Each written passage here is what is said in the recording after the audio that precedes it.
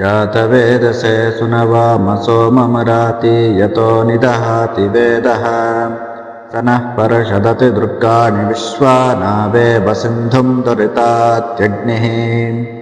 तामग्निवर्णां तपसा ज्वलन्तीं वैरोचनीं कर्मफलेषु जुष्टां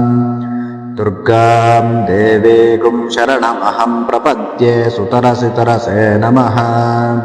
अग्ने त्वं पारयानव्यो अस्मान् स्वस्तिभिरति दुर्गाणि विश्वा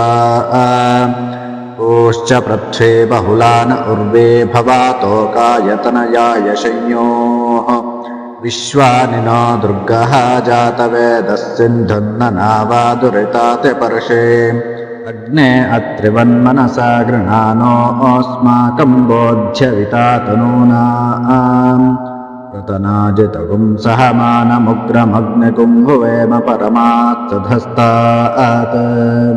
स नः पर्षदति दुर्गाणि विश्वाक्षामद्देवो अतिदुरितात्यग्निः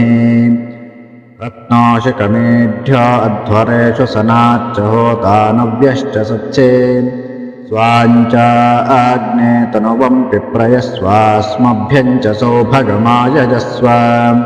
गोभिर्जुष्टमयुजो निषिक्तं तवेन्द्रविष्णोरनुसञ्चरेम नाकस्य पृष्ठमपि संवसानो वैष्णवीं लोकैहमादयन्ताम्